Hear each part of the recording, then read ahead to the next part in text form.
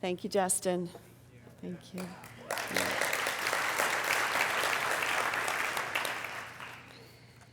So this month, we have been exploring the power of renunciation. And we started with the Day of the Dead, where we talked about the idea, musically and through the sermon and everything, about the ultimate renunciation, the ultimate letting go, is the release of the body. And then last week we talked about how renunciation and letting go is really a part of life, that it is something that the body is wired to do. And we talked about all the different ways and all the different practices that we have as a way of letting go, and because things can stick to us as we go throughout our days, and sometimes we need our healers, we need our massage therapists, we need other people to help us. We talked about different practices like writing and singing and exercising, yoga, meditating, anything that we can use in our daily practice to start releasing and letting go. So we're taking our renunciation a step further this week. And I want to begin with a quote by Noah Levine, who said, "Renunciation is not about pushing something away. It's about letting go. It's facing the fact that certain things cause us pain and they cause other people pain. Renunciation is a commitment to let go of the things that cause suffering." Renunciation is letting go of the things that cause suffering. Now, what are some of the things that cause suffering? How about grudges and resentment and revenge and holding on to those kinds of things? Wouldn't you say that that causes suffering? Yes. Which brings us to the practice of forgiveness as a form of renunciation and as a form of letting go. In fact, it's probably in the top 3, right? And it's a challenging subject because it's not something that is easy. If it was easy, we wouldn't have to talk about it. It would just be something that we did. Wikipedia defines forgiveness like this: forgiveness is the intentional and voluntary process by which a victim undergoes a change in feelings and attitude regarding an offense, lets go of negative emotions such as vengefulness, with an increased ability to wish the offender well. So how do you know when you have forgiven someone? You know when there's no charge around it anymore, right? When you can think about that person or have a conversation and there's no energy where you're like, yeah, and then, you go down that road that we sometimes go down. There's no charge with it. Forgiveness takes time. It's not anything that can be forced. And it's not anything that can be faked. It's something that we really feel deeply. Now, when I wrote this talk on Friday, the whole Paris thing was just starting to be revealed. I hadn't really known about it when I started to write this talk. And in some ways,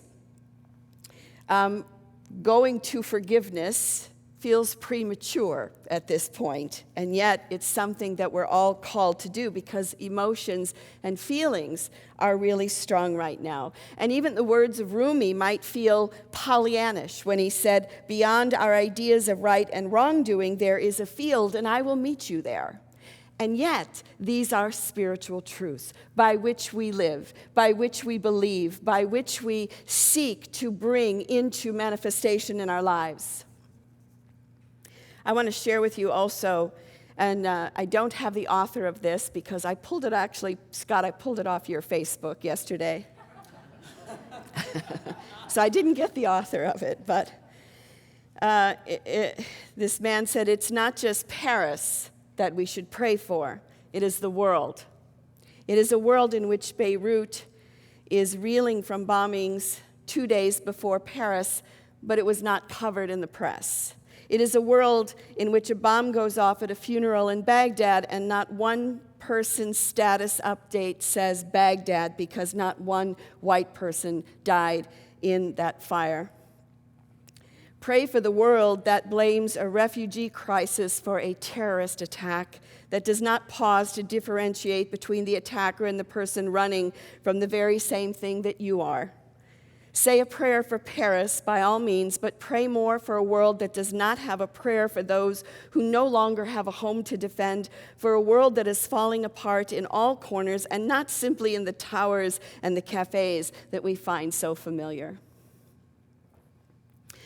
So, there's a lot of stuff swirling around, a lot of stuff. And in our sanctuary, in this place of safety, if you will, of reaching to a higher place, it is our call to go to a higher place in this situation and to practice the principles that we adhere to. And this is where the rubber meets the road. So,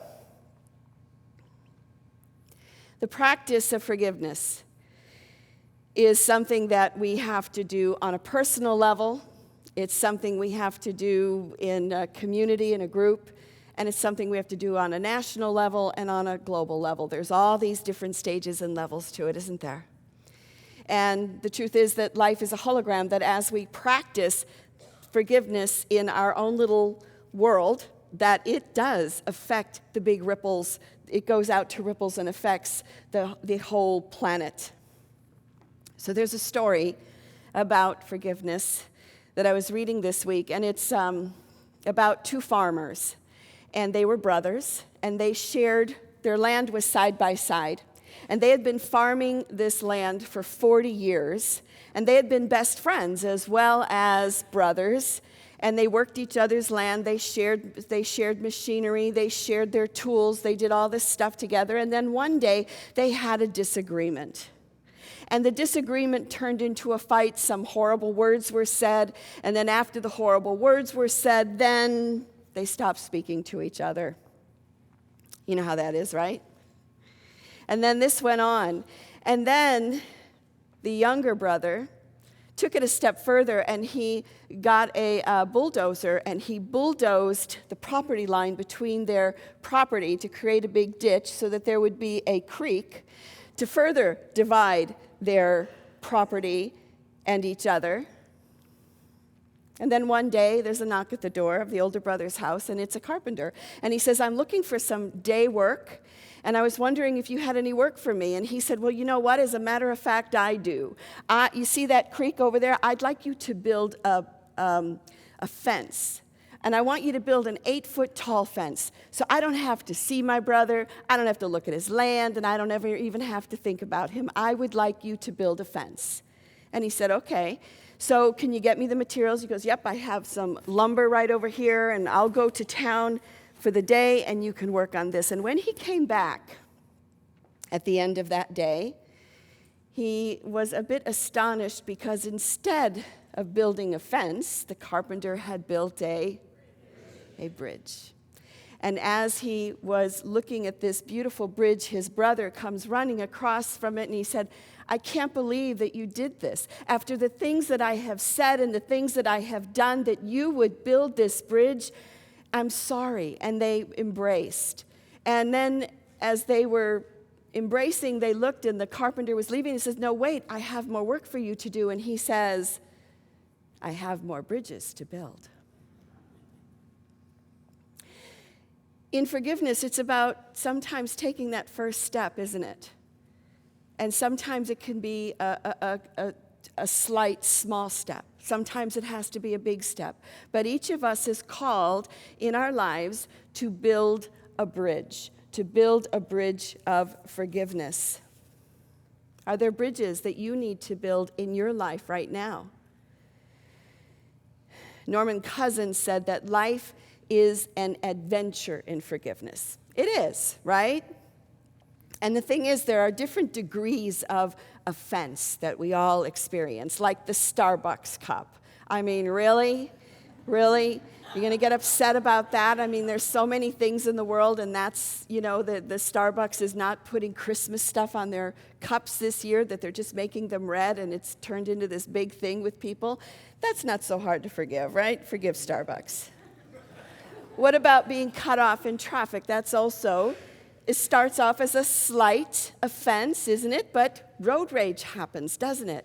And sometimes people will chase down someone that cut them off and turn it into some big old thing, when truthfully, whenever we're cut off in traffic, it's an opportunity to practice. It's a forgiveness. Experiencing a slight from another person that may have been intentional or unintentional.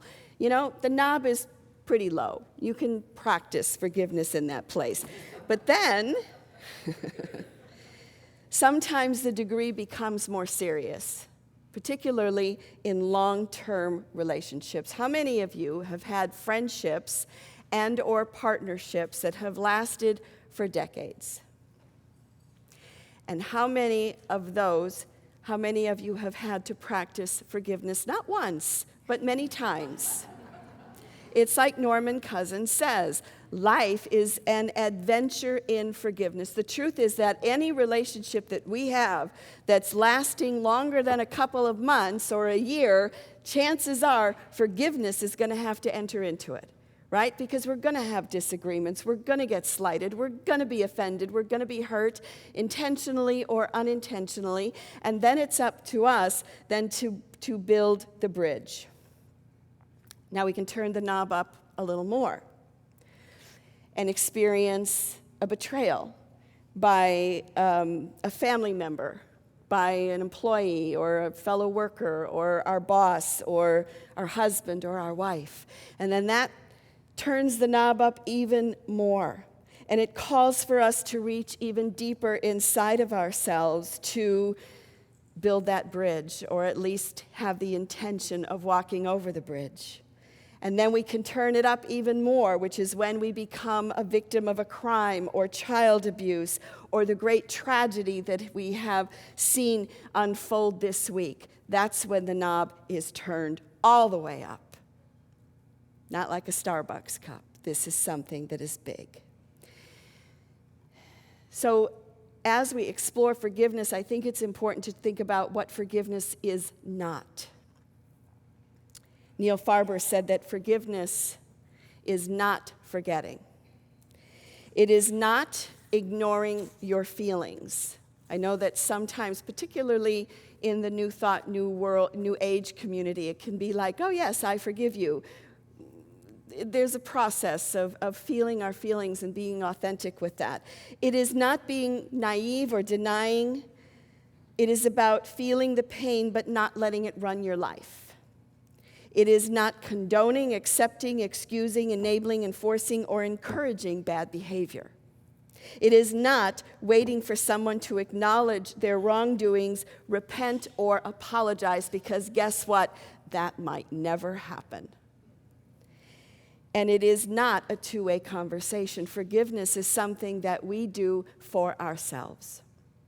We are not doing it for the other person. So when I talk about the idea of turning that knob all the way up, I want to share with you a story of someone who was able to turn the knob down, who had an extreme experience, and that was Scarlett Lewis, and she was the mother of one of the little children from Sandy Hook Elementary School in Connecticut. Her 6-year-old son, Jesse, was killed that day in that experience in Connecticut. And she said the morning that he went to school, his father came to pick him up, and there was like frost kind of on the windows, fog on the windows of the car, and he made a big heart. And he said, and wrote, love on it. And she said it was so cute that she had to run in the house and get her camera, her phone, so she could take a picture of him. Little did she know that that would be the last picture that she had of him, and yet it became very symbolic of who he was. She also took her a few days to be able to go back into her house, but when she went back into her house, there was a chalkboard, and he's only 6 years old, and he had written on the chalkboard, and it was spelt phonetically, he wrote the words, nurturing, healing, love. Now, this is a 6-year-old. And she said, I have no idea where he even heard these words or why he put it on the board. But again, it became a compass for her over the time that she was grieving her son. She said for her, forgiveness is central to her resilience. And there was a turning point for her because she said a social worker came to see her. And the social worker was kneeling down in front of her and holding her hand, and she said, I know how you're feeling because this happened to me and my child. And what I'm going to tell you now is that the pain never stops and it never gets any better. And in that moment, Scarlett said, this is not going to be my reality. This is not going to be my journey. And I'm going to quote from her directly. She said, and so I chose the path of forgiveness. Initially, it felt as if the shooter was attached to me by an invisible umbilical cord. And all of my energy was being sapped and sucked out. Forgiveness felt like I was given a big pair of scissors to cut the tie and regain my personal power. Have you ever felt like that when you've been really angry, you felt really wrong, that you're just like, because this is the power center, isn't it? It's just like, it's like hot water running out of you in a sense. She said it started with a choice and then became a process with no neat ending.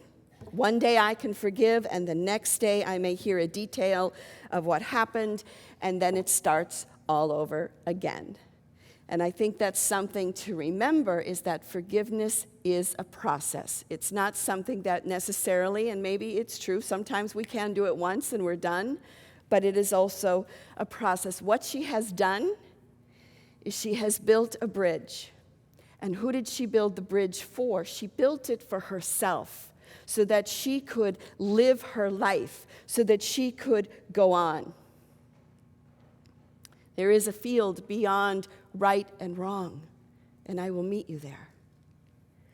Colin Tippings, who wrote the book Radical Forgiveness, bases his whole technique under the idea that as long as I remain a victim in the story, it cannot change.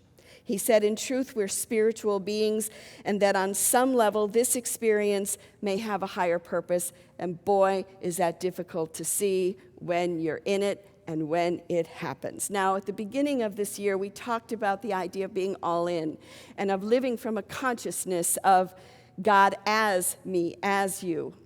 And just as a review, this came from Paul Hasselbeck in his book of Metaphysics, that when we are on a path or before a path, our first response usually to life is that we're victims, that everything happens to us, right? And then as we learn to use spiritual principles and prayer, we become victors. In other words, I'm going to control this. I'm going to pray it into manifestation. I'm going to visualize it. I'm going to take care of it. I'm going to do it myself. We move from victor to vessel, which is, I am an open instrument. Please use me, God. And from vessel, we move to verity, which is, I am the presence of spirit. So we move from life happening to us, by us, through us, and as us. And I think what Scarlett did is her forgiveness was as the spiritual being, wasn't. It wasn't as a victim. It wasn't as a victor. It wasn't as a vessel. It was as her that she cut that tie with the shooter, with the person who caused her so much pain. Jesus said it this way. He's on the cross. He's dying. And what does he say? He says, forgive them, for they know not what they do. What consciousness was he speaking from? Verity. He was speaking as God. He was speaking as a spiritual being. He wasn't saying it as a victim, as a victor, or even a vessel. So when we look at the situation that has just happened, particularly in Paris, there were victims. There were too many victims. And so where do we go with that? Do we move into Victor? What does Victor want? Victor wants revenge. Victor wants more than revenge. It's just really wants to go after them. What is vessel? Okay, we're open to what is. And then as verity, where is God in this? How is God? Again, when something like this happens on this level and this big, there's no pat, Pollyannish, fancy answers to this. I'm sharing with you the spiritual principles that we adhere to, and that when this kind of things happens, it calls us to look at this. So how do you know when you have forgiven? You know you forgive it again when the charge is gone, when there's no longer a need for revenge that gets triggered. And it is then that we become free from the other person, because resentment and vengeance hold you prisoner. And forgiveness is the key to opening the door and setting yourself free. It is building a bridge. Jesus said it this way: forgive us our debts as we forgive our debtors. So there are a lot of techniques out there. There are so many forgiveness techniques out there, and I don't know that one works better than any other. But what I do know is that by taking a step and having the intention of forgiving is the beginning of building a bridge. So is there someone that you need to write a note to? That you don't necessarily, again, this isn't a conversation, so the person doesn't even have to be involved in it.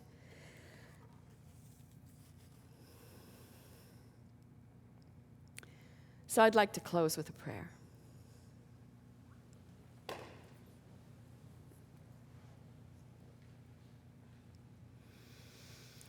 So in this verity consciousness, I invite you to touch into that, to move from victim to victor to vessel to verity, that God is expressing as you, not through you, but as you.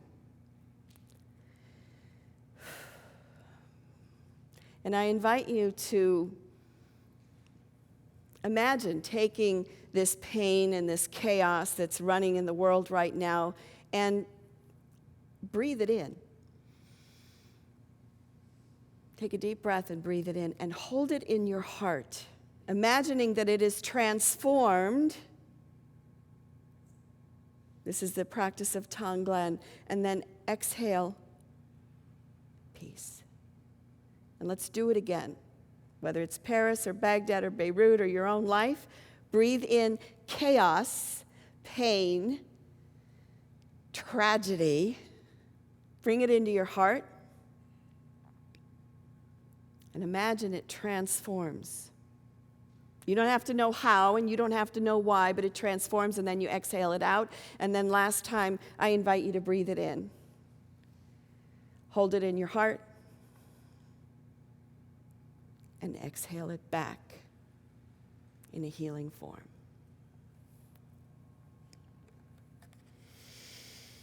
True renunciation is a commitment to let go of things that create suffering. May this be our prayer. There is a field beyond our ideas of right doing and wrongdoing. I will meet you there. Thank you.